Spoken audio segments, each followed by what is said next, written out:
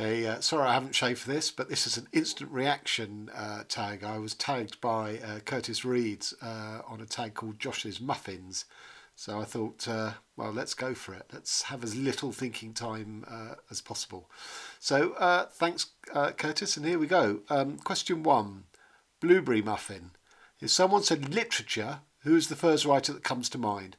Well, it's Jane Austen, but that's not because I like her, but that's just what I associate the classical canon with, Jane Austen. I did study her at school, and I can totally recognise her for the sort of stylist that she is, but her books just do not speak to me in the not late 20th century, early 21st century, wake up. That's not her fault. Why should she be writing sort of gritty, urban, postmodernist work? Of course she shouldn't. But that's what I think of when I think literature, and I'm really poorly read in the classical canon. I've probably only read about 6 books written before 1905. Most of those were studied at school. 2, however, I did like in my English course at school were Milton's Paradise Lost and Chaucer's Wife of Bath. I thought they were great. But somehow, to me, obviously literature involves many things, including playwriting and poetry, but I think novel, and strictly Milton and Chaucer aren't really novels. Okay, question 2. English, a work of British literature that becomes easier to understand when discussed. I struggled a bit with this one. I came up with James Kelman, who wrote books such as Not While the Gyro, and the reason not that I have ever sat down and discussed him with anyone, but I would imagine it would become easier because he writes in the sort of Scottish vernacular,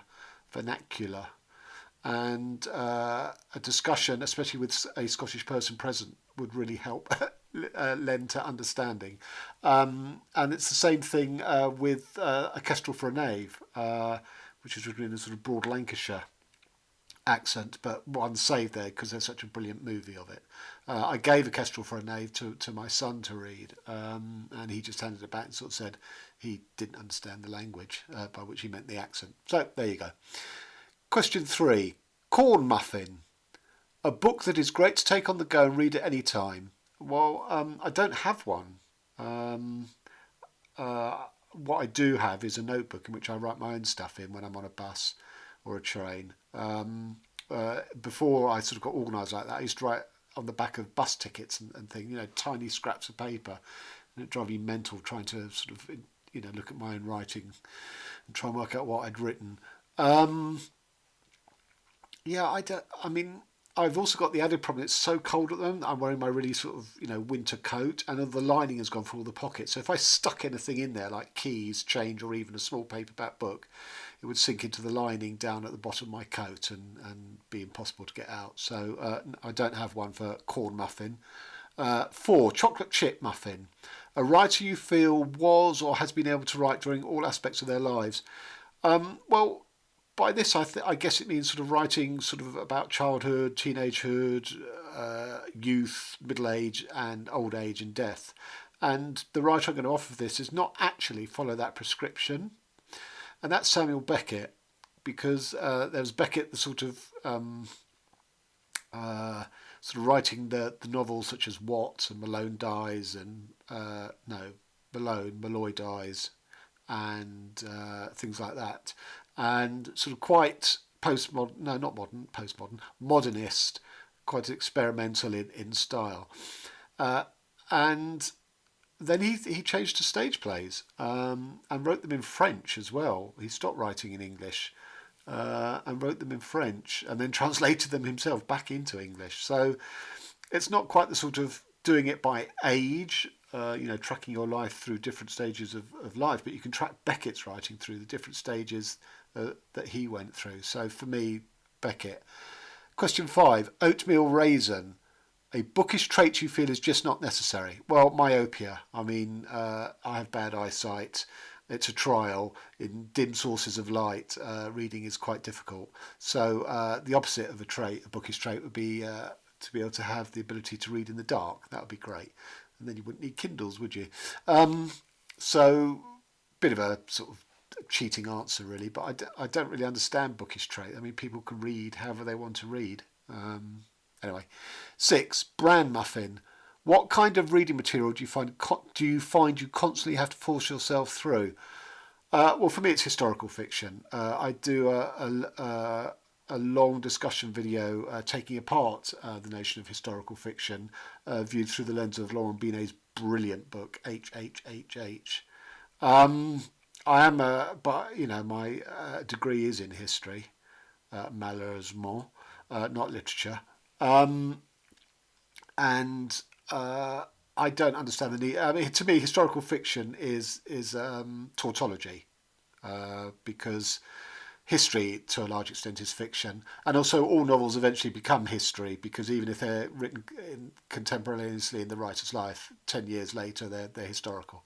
And I think it's important to distinguish between historical fiction, the genre, and novels that are set in the past. So the difference being, historical fiction tend to look at sort of the prime movers, the war leaders and the statesmen and the dictators and the tyrants, such as the Wolf Hall oeuvre, whereas novels set in the past, like Perfume, who's an everyday Joe Schmo, but he has this fantastic talent of being able to sort of smell and discern smells. Okay, number 7, cranberry orange. It sounds like an absolutely disgusting mix, but anyway. Which 2 characters from different works would you like to see in one? Bit of a strange question, but I'm gonna play along. I'm gonna say Patrick Bateman and Hannibal Lecter, and let them fight it out and kill. One of them will kill the other, and that's great. That's one serial killer down, and then let's bring in a third literary psycho from some other book I can't currently think of, and he can off the winner of the first one, and the world will be a better place. I mean, serial killers bad enough in films and TV series, but in literature, I'm not sure what they add really, what insight they give us. Ooh, they're an extreme version of humanity. Yeah. Question 8, coffee cake. I don't drink coffee. I don't eat muffins or cake. I mean, I'll come to that in the question that's relevant. Coffee cake. If you could see any poet, dead or alive, reading poetry at your cafe, don't go to cafes, but anyway, which one would it be? Well, it'd be T.S. Eliot, as long as we could heckle. Or if we couldn't heckle, at least we can have a question and answer session. I don't read poetry, really. I have read The Wasteland under my own auspices about 3 or 4 times over the years, because I do, respect to Eliot, I do keep finding a need to come back and respond to it in my own writing. And I've just written and submitted my 2.0 response to The Wasteland, and it's longer than Eliot's. And anyway, the other person would be Ian Curtis, who was the lead singer of Joy Division, whose lyrics I believe were poetry. And I never got to see Joy Division, even though they're my favourite band musically. So it would have been great to have the opportunity to see them live in concert and to hear his words. Number 9, a cruffin, which apparently is a croissant muffin. A great short work of French literature. Well, how long have you got? Because in one of my other videos, which I'll probably link to down here, I think the French are having a renaissance and are on the way back up in serious fiction. So, Houellebecq's Atomised, Binet's HHH, admittedly the works of Matthias Enard are not short, so I couldn't really include him. But if you go back, obviously Camus' The Outsider, Sartre's We Clos, which is a short play, 1-act play, which is fantastic.